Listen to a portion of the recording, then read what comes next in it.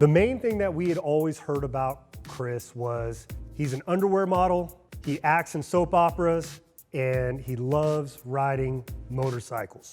So WarfighterMade has a lot of experience building motorcycles for catastrophically wounded warfighters. So when people were saying that Chris, as a double leg amputee, is an avid motorcycle rider, we were all about it.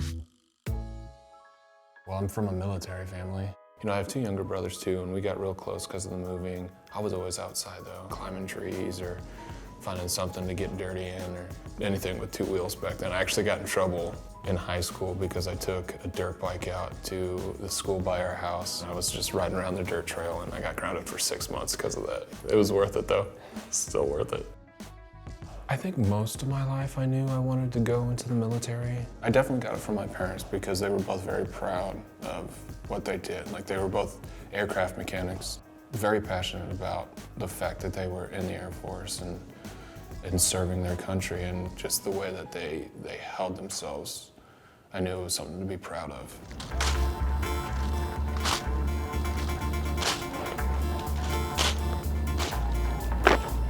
My dad was a little resistant on me joining the Marines and joining the infantry, but yeah, my mom, she never tried to tell me no. She was like, this is your life. I just want you to do what makes you happy. My MOS was 0311, which is regular infantry, but I was also a dog handler. I helped sniff the IEDs. My second deployment was to Afghanistan. Our goal at the time was to help train the Afghan National Army to basically be able to take over after we left. We were out in this country that we'd never been to, doing a job we'd been training for years for, with buddies that you had spent literally every waking second of your life with. It's simple in the fact that it's almost primitive in the sense that, like, you're worrying about surviving. And it always has to be on the forefront of your mind, because the moment it's not, that's when the bad things happen. Every time we would leave the wire, because we were always dismounted, we were always walking on foot. And so we would always joke like, hey, kiss your legs goodbye, because today's the last day you're gonna use them. I don't know, it's a way for us to accept the fact that it could happen. Looking back, things did feel off. Just hit a little past midnight and we were actually gonna come in early that night. And so we were packing up, and then all of a sudden from my right-hand side I could hear, I just heard a loud boom, the first explosion that went off. And my buddy Brad, he had set off the first one.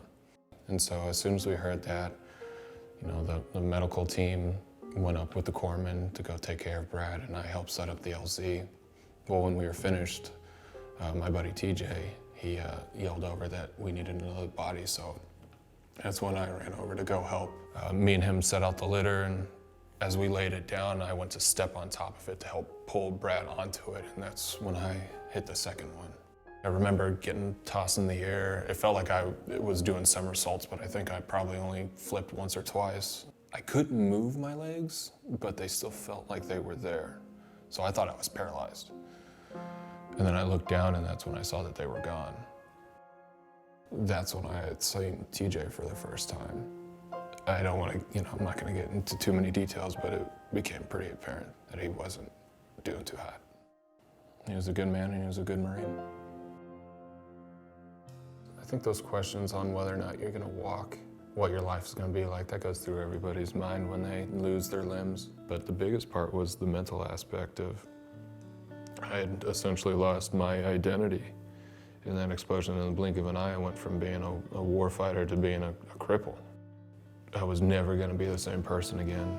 I didn't think anybody would ever want to be with a double amputee, and so I struggled with that. I struggled with, you know, TJ's death, learning how to deal with that without resorting to drinking or drug abuse. That kind of seems like the go-to, is the temporary means of relief. My mom actually, when I was a freshman in high school, she got breast cancer. I mean, anybody who's seen someone go through cancer knows how debilitating that can be.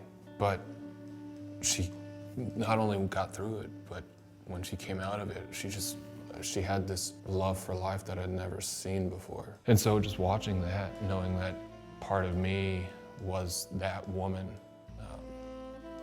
I knew if she could beat that, then there's no reason why I couldn't get through this either.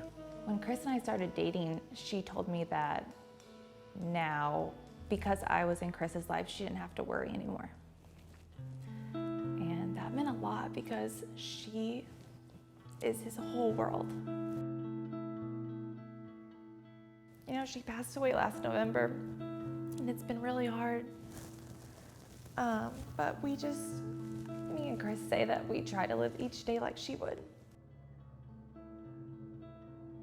Me and my dad talk about it all the time, but the very first night that I spent at San Diego in the hospital, me and him were actually looking at different mods to put on motorcycles to try to ride. So I was very set on getting back on two wheels no matter what. I had a lot that I was carrying on my shoulders, and I mean, anybody who's into riding will tell you that it's the best therapy that you can ever have.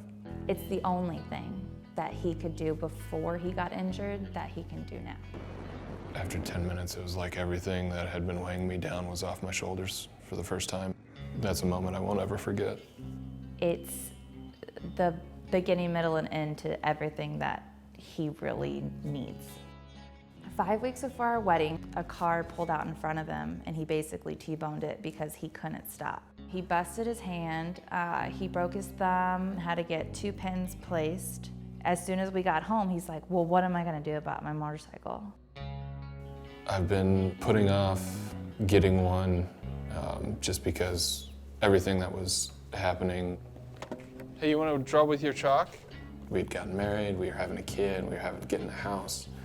And so it didn't seem like the right time to get one. I have one that I'm doing up, but it's in pieces, so. He watches motorcycle videos all day, researches motorcycles all day, where I have to be like, all right, let's take a 10-minute break from motorcycles. It's like having 2 kids.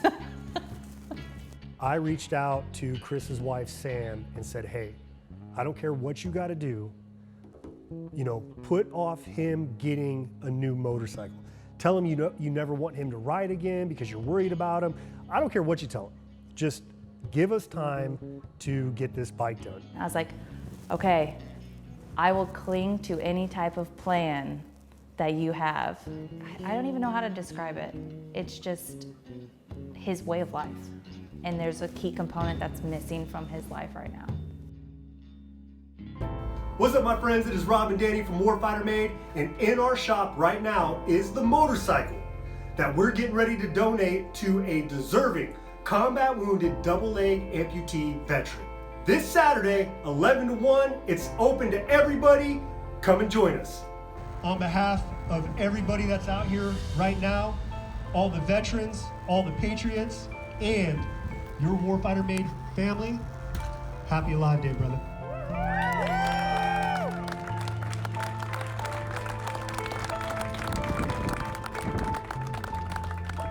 It's our understanding that Chris and his dad and his brother want to do a ride that they had been planning with Chris's mom, where Chris's mom basically grew up. So I guess they've been, talking about doing that ride anyways and taking Chris's mom's ashes there. Do it!